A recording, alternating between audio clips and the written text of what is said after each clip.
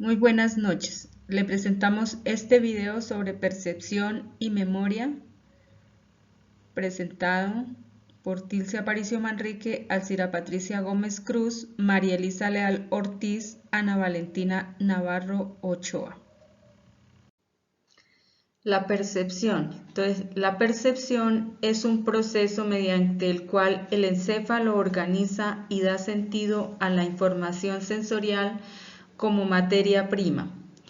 El encéfalo crea experiencias perceptuales donde los codifica, los ordena, los clasifica y elabora por categorías la información. Es la capacidad de recibir mediante los sentidos imágenes, impresiones o sensaciones externas, a través del cual las personas son capaces de entender el entorno y actuar de acuerdo a los impulsos o estímulos que recibe para crear una respuesta. En esto implica un proceso de atención, selección, organización e interpretación de las sensaciones recibidas.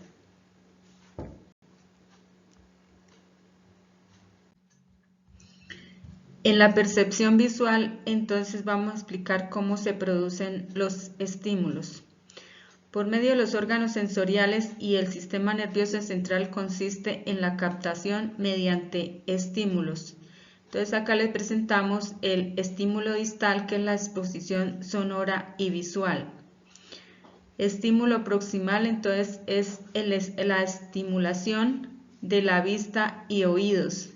La transducción es la transformación de imágenes en estímulos neuronales. Reconocimiento significa el estímulo que ya lo recibió, entonces está reconociendo qué es lo que ha percibido. La percepción relación del estímulo con otras experiencias, entonces ahí ya empieza a relacionar lo que está recibiendo ese estímulo con experiencias anteriores. Y después continuamos con el procesamiento del estímulo, entonces lo va procesando la información para ya dar como la respuesta a ese estímulo. Reacción. Entonces en este momento les voy a dar como una explicación con una manzana que tengo acá. Entonces lo que es la percepción visual. Entonces, al presentar esta manzana, entonces estamos revisando, mirando cómo veo esa manzana, las características de esta manzana. Tenemos la física, entonces estamos observando la textura, estamos mirando qué tan madura está, también estamos observando el color. También en este momento entonces uno está mirando, bueno, qué tan rica es, el sabor, es un estímulo que estamos recibiendo.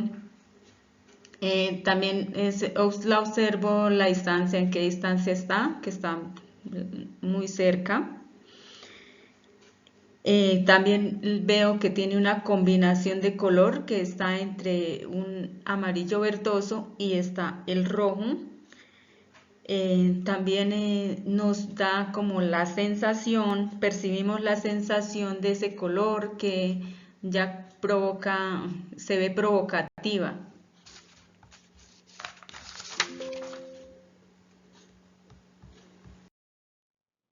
Bueno, la organización perceptual se basa en la Gestalt. La Gestalt es una escuela cuyo tema de interés es la percepción y asimismo tiene unas leyes como para estudiar la conducta humana pues, de la persona. Está la de proximidad, que es cuando los elementos son parecidos, tienden a percibirse de la misma forma. Nuestro cerebro las agrupa.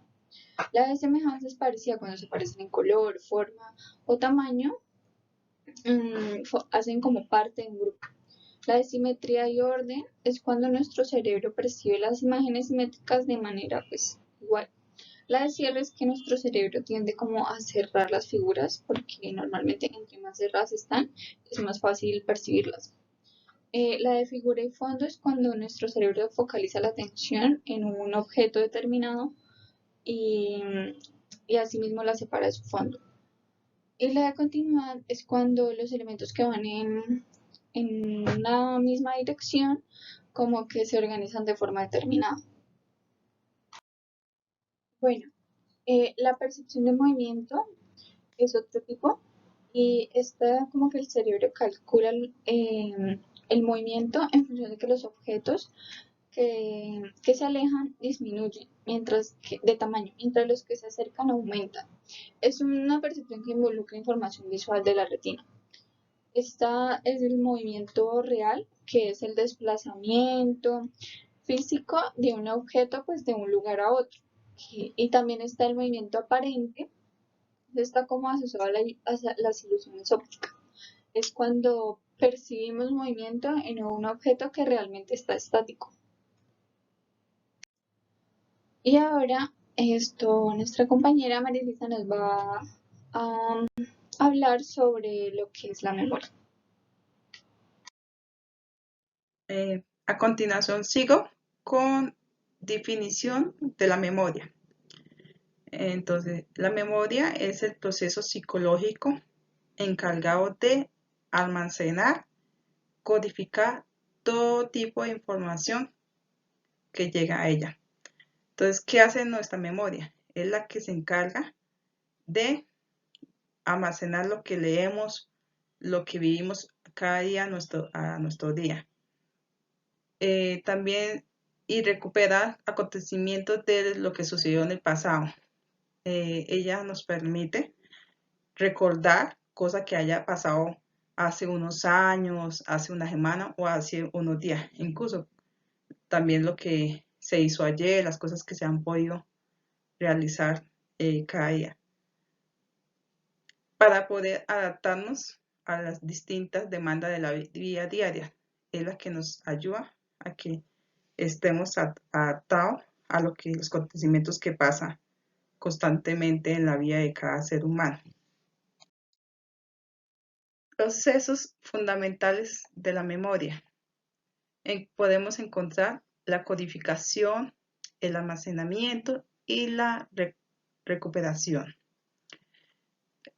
Codificación es aquella capacidad que tenemos que tiene nuestro cerebro para almacenar y recuperar la información. Almacenamiento consiste en retener los datos de la memoria para luego ser utilizados. Y la recuperación es la forma que podemos acceder a la información almacenada en la memoria de forma directa o indirecta.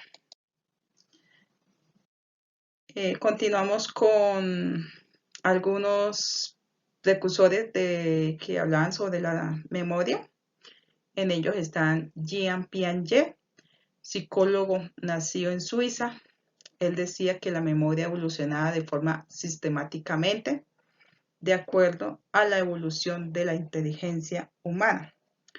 ¿Qué quería decir? Decir que a la medida que el ser humano avanzaba, ¿sí?, evolucionaba, su memoria también lo hacía.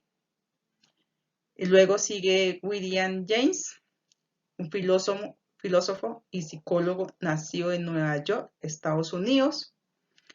Él también hablaba sobre que la memoria, que decía que había una memoria secundaria, que es la que se encargaba de los contenidos de la experiencia que sobrevivía a los flujos de la conciencia. ¿Qué podemos decir ahí? Él decía que se encontraba, que en esa memoria se encontraba y se podía utilizar lo que tenemos almacenado. Luego sigue Hermann Ebbinghaus. Él decía que los factores fisiológicos como el sueño y el estrés son los que juegan un papel fundamental en la forma que retomemos la información. Entonces, estos fueron algunos de los precursores que investigué. A continuación sigue mi compañera que le habla de su tema. Bueno, mi nombre es Patricia Gómez y yo les voy a hablar de los tipos de memoria y las causas del olvido y trastornos asociados a la memoria. Bueno, como primera medida tenemos la memoria sensorial. Esta es la que nos ayuda a conservar la información que recibimos a través de los sentidos durante un lapso de tiempo. Esta memoria sensorial se divide en 3 tipos de memoria. La memoria sensorial icónica, que es también llamada la memoria visual, la cual consiste en la capacidad de recordar objetos y detalles de un hecho o un entorno en segundos. Lleva consigo procesos que permiten interpretar y analizar lo sucedido. Por otro lado tenemos la memoria sensorial ecoica, que es llamada también la memoria auditiva. Es la encargada de interceder entre el recuerdo y el estímulo auditivo. Esta permite la discriminación y reconocimiento de los sonidos. Además, esta memoria es imprescindible para la comprensión del lenguaje. Por último, tenemos la memoria sensorial háptica. Esta también es llamada memoria táctil. Esta es aquella que a partir del contacto de estímulos con la piel se activa.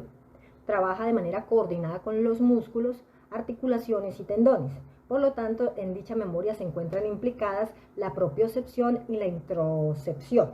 ¿Qué quiere decir esto? La introcepción nos permite percibir todo lo que sucede dentro de nuestro cuerpo, como las vísceras, la vejiga, el intestino, pulmones. Y cuando hablamos de la interocepción, ya hablamos de la percepción del movimiento y posición de nuestros músculos y articulaciones. Ahora, hablando de la memoria a corto plazo, esta es la que nos ayuda a conservar la información que recibimos a través de los sentidos durante un lapso muy breve de tiempo. Por ejemplo, si nos piden que recordemos un número telefónico, ese es un ejemplo de memoria a corto plazo.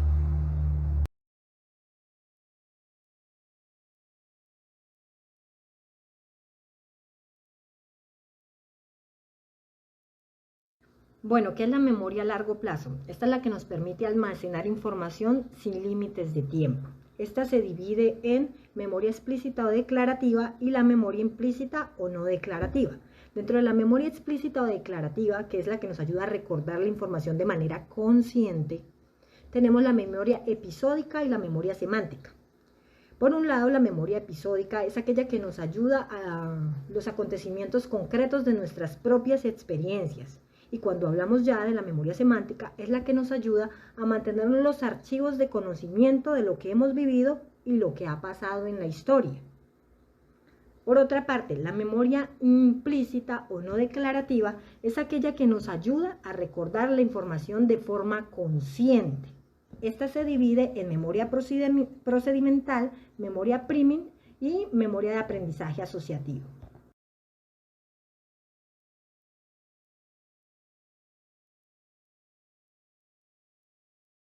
Por último, tenemos otros 2 tipos de memoria. Tenemos la memoria retrospectiva y la memoria prospectiva. Por un lado, la memoria retrospectiva es la que se utiliza para retroceder hacia el pasado y recordar algo que ya sucedió en nuestras vidas. Y por otro lado, la memoria prospectiva es la que nos permite acordarnos qué tenemos que hacer en un determinado momento planificado hacia el futuro. Por último, ¿cuáles son las causas del olvido y qué trastornos están asociados a la pérdida de memoria? ¿Qué causas tenemos de olvido? Lesión o degeneración cerebral o alteraciones neurológicas. También tenemos por represión, que se olvida porque la información es perturbadora o dolorosa. Muchas veces le sucede esto a personas que han perdido un familiar, están en etapa de duelo o sufren algún tipo de accidente impactante que les hace perder algo de la memoria. Interferencia puede ser provocada o retroactiva. Por falta de procesamiento, se olvida porque nunca se procesó la información en la cabeza. Y por último, por contexto inadecuado. Es difícil recuperar porque se aprendió en contextos diferentes. Esa es una manera de olvido. Por otro lado, tenemos algún tipo de trastornos asociados a las enfermedades a corto plazo, que son los siguientes. Bueno, existen varios trastornos asociados a la memoria a corto plazo y que a su vez uno que otro se empalman en la memoria a largo plazo. En el corto plazo tenemos, por ejemplo, las fases moderadas de la enfermedad de Alzheimer. Ahí vemos daño en la memoria a corto plazo. En la dislexia también esta dificultad de almacenamiento de información fonológica puede provocar problemas de adquisición de la lectura. Otro tipo de problemas, el consumo de la marihuana, un ictus o un trastorno craneoencefálico puede afectar no solo la memoria a largo plazo, sino a corto plazo también. Ahora, cuando hablamos de trastornos de memoria a largo plazo, inicialmente la enfermedad de Alzheimer, otras demencias, enfermedad de Parkinson, traumatismos craneoencefálicos y el daño cerebral. Existen varios tipos de amnesia. Por ejemplo, la amnesia que significa pérdida total o parcial de la memoria. Tenemos la amnesia de fijación, que es la incapacidad para consolidar nuevos recuerdos. Se conservan los viejos, pero no conservamos los nuevos. La amnesia de conservación, que es ya la incapacidad de recordar algo. La amnesia de evocación, cuando el recuerdo no se pierde, pero es muy difícil traerlo a la memoria. Tenemos la pseudoamnesia, donde las personas con este trastorno tienen la sensación de que perdieron la memoria, pero objetivamente no hay tal pérdida. Y por último, el síndrome amnésico, que es un trastorno de la memoria, pero sin causar deterioro conductual ni cognitivo. Esas son las principales, a pesar de que existen otros tipos de amnesias que afectan el tema sensorial. Sin embargo, pues mencioné las más relevantes. Muchas gracias.